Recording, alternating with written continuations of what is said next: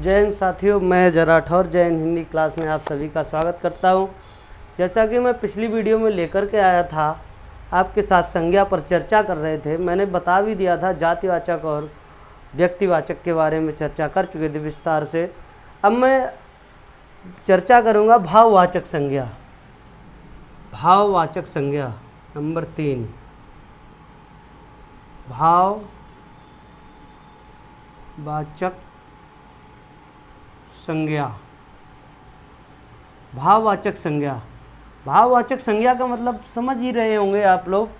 भाव, जिसमें भाव किसी न किसी प्रकार का भाव, अच्छा बुरा, ठीक है, किसी भी प्रकार का भाव हो, ठीक है।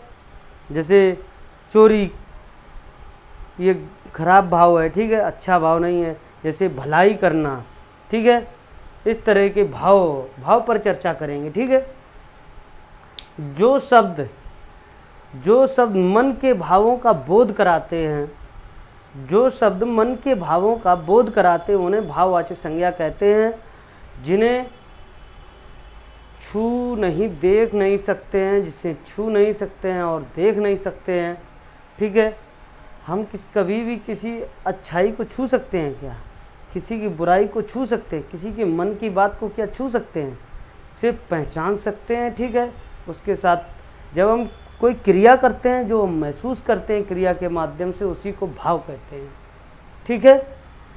जैसे मैंने कोई काम किया, मैंने अपना वर्क किया, ठीक है, मुझे भाव अच्छा फील होगा, चलो मैंने ये कार्य कर लिया अपना, ठीक है। इस प्रकार के भाव को हम क्या कहते हैं? भाववाचक संज्ञा कहते हैं। लिखते हैं, इसकी परिभाषा क्या लिखेंगे? जो शब्द मन के भावों का बोध कराते हैं, उन्हें भाववाचक संज्ञा कहते हैं। लिख सकते हैं इस तरह से हम, जो शब्द मन के भावों का बोध कराते हैं,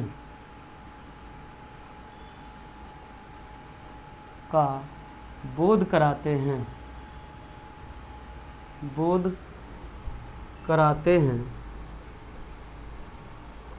कराते हैं, उन्हें भाववाचक संज्ञा कहते हैं। वाचक संज्ञा कहते हैं, ठीक है।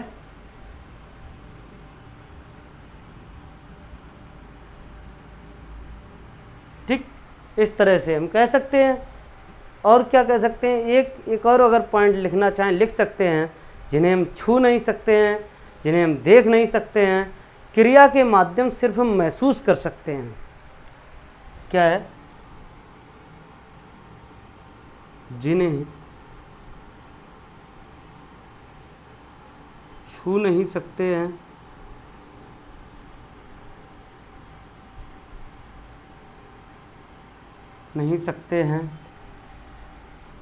देख नहीं सकते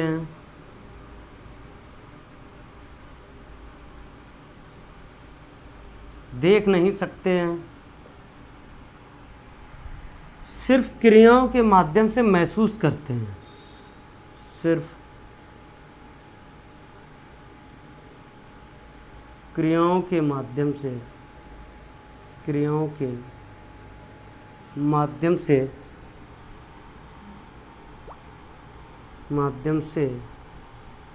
महसूस करते हैं, ठीक है। महसूस करते हैं, उन्हें हम भाववाचक संज्ञा कहते हैं। जैसे अच्छा बुरा, ठीक है, कड़वा, ये एक भाव है, ठीक है। प्रेम, ये एक भाव है, ठीक है। इस तरह के शब्दों को भाववाचक संज्ञा कहते हैं हम लोग, ठीक। जैसे एक और इसका पॉइंट हम लिख सकते हैं। क्या लिख सकते हैं? भाववाचक संज्ञा के बहुवचन नहीं बनते हैं। भाववाचक संज्ञा के बहुवचन नहीं बनते हैं, परंतु भाववाचक संज्ञा के शब्दों के बहुवचन वाक्य के आधार पर बनाए जाते हैं। भाववाचक संज्ञा के बहुवचन वाक्य के आधार पर बनाए जाते हैं, तब ये भाववाचक ना होकर के जातिवाचक में पहुंच जाते हैं। क्या होता है? मैंने क्या कहा? भाववाचक संज्ञा के बहुवचन नहीं बनते हैं। भाववाचक संज्ञा के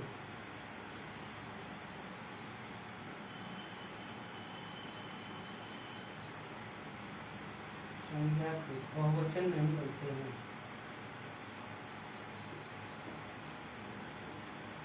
नहीं बनते हैं। ठीक है, भाववाचक संज्ञा के बहुवचन नहीं बनते हैं, समझ रहे हैं। परंतु वाक्य के आधार पर इन भाववाचक शब्द को हम बहुवचन बना सकते हैं। वाक्य के आधार पर भाववाचक शब्द को बहुवचन बना सकते हैं। वो देखिए कैसे, परंतु वाक्य के आधार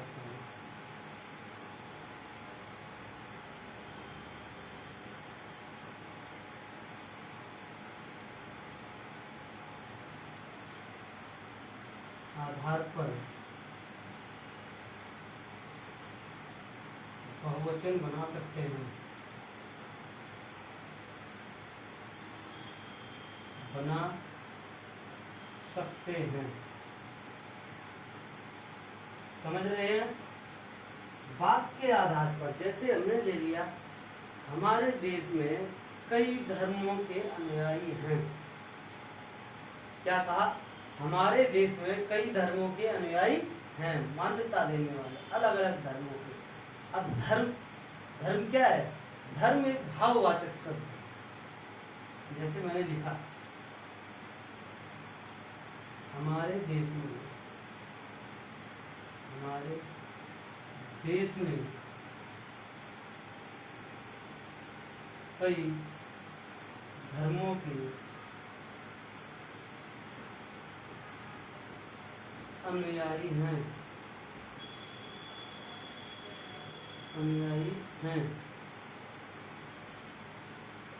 क्या है?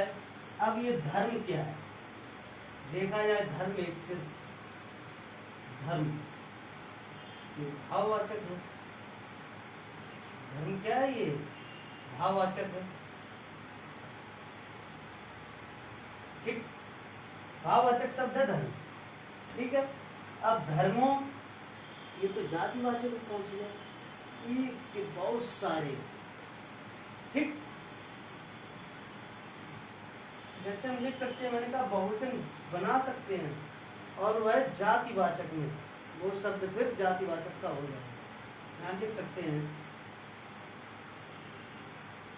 हाँ लिख सकते हैं, ये शब्द, हाँ फिर वह शब्द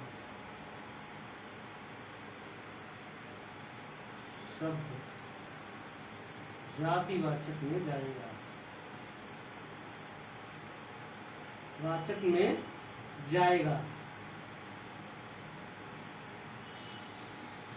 ठीक है, मैंने कहा हमारे देश में कई धर्मों के अनुयायी हैं। धर्म एक भाववाचक शब्द है। ठीक है, अब ये जब बहुवचन में बन जाता है तो ये जातिवाचक में पहुंचता है। किसमें? जातिवाचक में। ठीक, एक धर्मों की पूरी जाति का बोध करा रहा है। ठीक है, ठीक। अब अगर पूछा जाए इसमें कैसे कैसे, अब जातिवाचक से हम व्यक्तिवाचक भी निकाल सकते हैं इससे। अगर मैंने कहा, अगर धर्मों के अलग अलग धर्मों के नाम ले लिए जाए तो इसके किस में पहुंचेंगे? व्यक्तिवाचक में पहुंच जाएंगे। अलग अलग धर्मों के नाम ले लिए जाए तो ये व्यक्तिवाचक में पहुंचेंगे। ठीक है, मैंने लिखा हिंदू। ठीक, सिख, क्या है? हिंदू।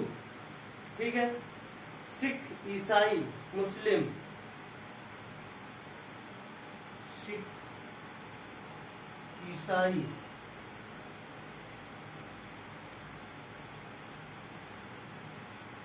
ठीक है, ईसाई, मुस्लिम, ये सारे नाम जो हो गए हैं, ये जो नाम है, ये नाम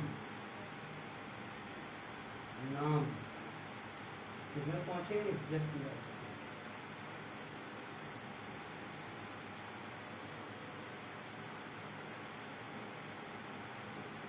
ठीक, इस तरह से उलझे हुए क्वेश्चन दे दिए जाते हैं। ठीक है, अगर इसमें पूछ लिया जाता है हमारे देश में कई धर्मों के अनुयायी हैं, अब इसमें पूछा धर्म कैसा शब्द है, भाववाचक है, जातिवाचक है या फिर व्यक्तिवाचक है, कैसा पूछ लिया जाएगा, आप लोग तुरंत लगा के आ जाएंगे भाववाचक, लेकिन ये गलत हो जाएगा।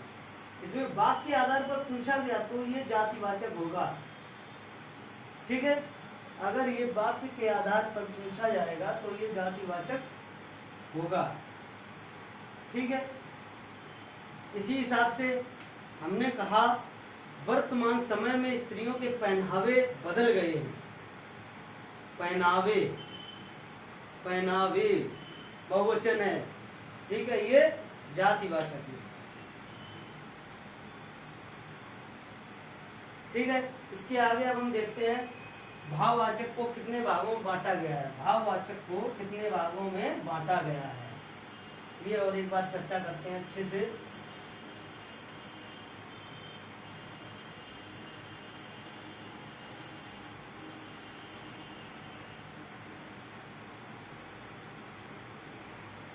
भाववाचक संज्ञा को कितने भागों में विभाजित किया गया है।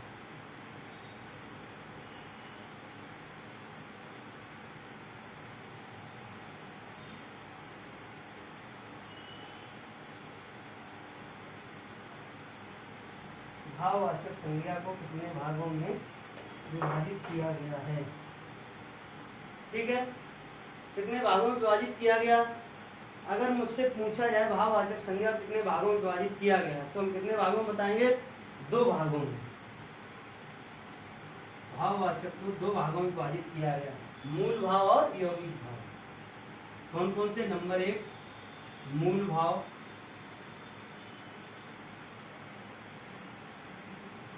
मूल भाव और यौगिक भाव। यौगिक भाव, मूल भाव समझ रहे हैं कौन कौन से होते हैं मूल भाव। अगर पूछा जाए मूल भाव जिनमें उपसर्ग प्रत्यय नहीं लगते हैं, जो शब्द ऐसे होते हैं जिनमें उपसर्ग प्रत्ययों का प्रयोग नहीं होता है उन्हें मूल भाव कहते हैं। उन शब्दों को क्या कहते हैं, ऐसे भाववाचक शब्द जिनमें उपसर्ग प्रत्ययों का प्रयोग नहीं होता है उन्हें मूल भाववाचक शब्द कहते हैं। जैसे देखिए, इनमें लिख सकते हैं, इनमें उपसर्ग प्रत्यय का प्रयोग नहीं होता है।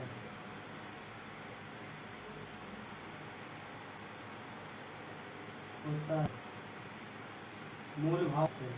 मूल भाववाचक कौन कौन से होते हैं, जैसे मैंने कहा उनके अगर सार्थक टुकड़े करेंगे तो नहीं होंगे। ठीक है, जैसे मैंने कहा ईर्षा, धर्म, बुद्धि, ठीक, त्याग, प्रेम, बलिदान, ठीक है, दान, ये तो उसमें पहुंच जाएगा यौगिक में। ठीक है, लोभ, लालच, जैसे मैंने कहा ईर्ष्या, एग्जाम्पल में क्या होगा, ईर्ष्या, ईर्ष्या, ठीक है, त्याग, लालच, लोभ, प्रेम, प्रेम, लालच, ठीक, इस तरह के ये जो शब्द होते हैं, मन, मन तो भाव है। ठीक, मन क्या है, मन के अगर टुकड़े करेंगे तो टुकड़े होंगे तो ये वर्ड में विभक्त हो जाएगा, इसका कोई अर्थ नहीं होगा। ठीक है, जैसे घृणा,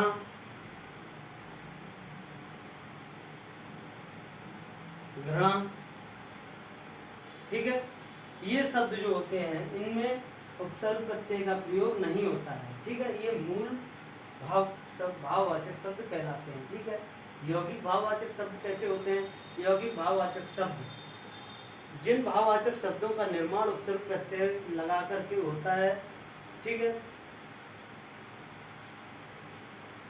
जिन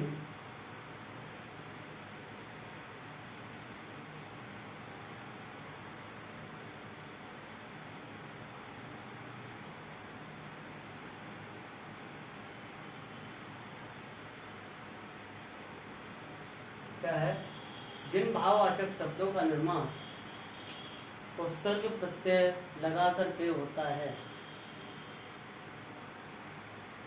भाववाचक शब्दों का निर्माण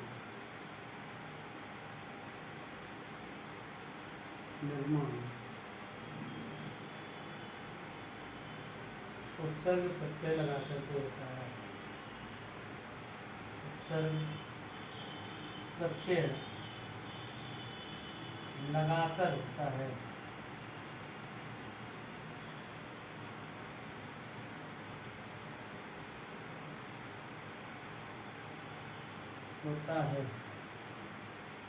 उन्हें क्या कहते हैं, यौगिक भाववाचक शब्द कहते हैं। यौगिक भाववाचक में कौन कौन शब्द आते हैं, किन किन के शब्द आते हैं, संज्ञा सर्वनाम विशेषण अव्यय के शब्द आते हैं, संज्ञा सर्वनाम विशेषण क्रिया अव्यय के शब्द आते हैं। किन किन के शब्द आते हैं इसमें,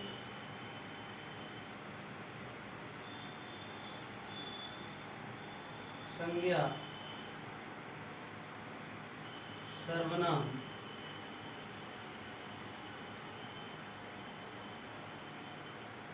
क्रिया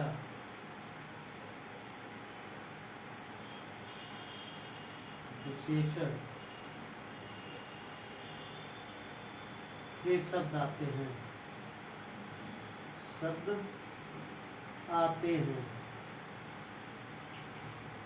ठीक है। देखते हैं वो कैसे आते हैं। संज्ञा के शब्दों को भाववाचक बदलना है। जैसे मैंने लिखा लड़का,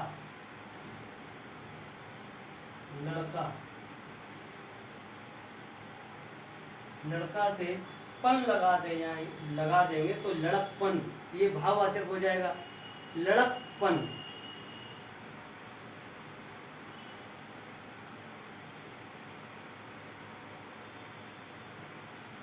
ठीक, लड़कपन, ठीक है। उसके बाद में आते हैं सर्वनाम में। सर्वनाम में अपना से अपनापन हो जाएगा, ठीक है। सर्व से सर्वस्व हो जाएगा, सर्वस्व भाववाचक है। मम से ममत्व हो जाएगा, हंस से हंसकार, यानी कि अहिंसा से अहिंसाकारी, ठीक है। ठीक, क्या हो जाएगा,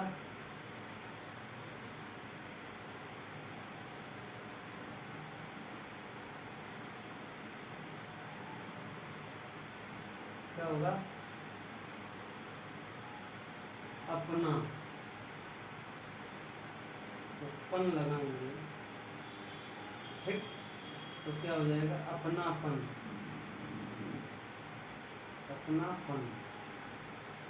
ये भाववाचक हो जाएगा, ठीक है। ठीक, लिखना से लिखाई,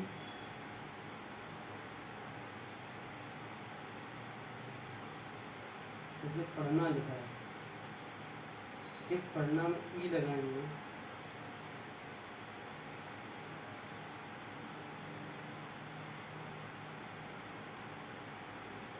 तो क्या हो जाएगा, पढ़ाई।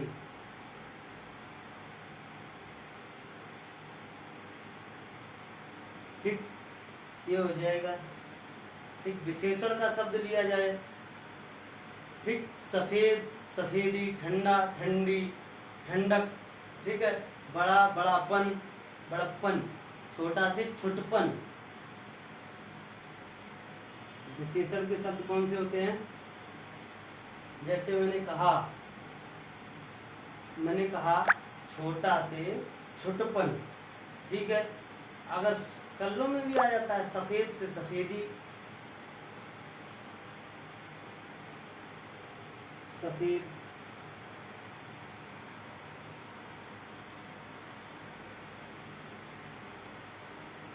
सफेदी, ठीक, इस प्रकार से हम शब्दों को भाववाचक में बदल सकते हैं। ठीक है, क्या है, संज्ञा से किसी भी शब्द को भाववाचक में बदल सकते हैं, ये होते हैं। इसी हिसाब से मैं अगली क्लास में लेकर के आऊँगा इसके अगले का भाग। ठीक है, जिसे मैंने बताया है। अब इसके बाद में समूहवाचक और अन्य टॉपिक पर चर्चा करेंगे। ठीक है, जय हिंद, जय भारत। सभी लोग माँ बाप और बड़े बुजुर्गों का सम्मान करें। जय हिंद, जय भारत।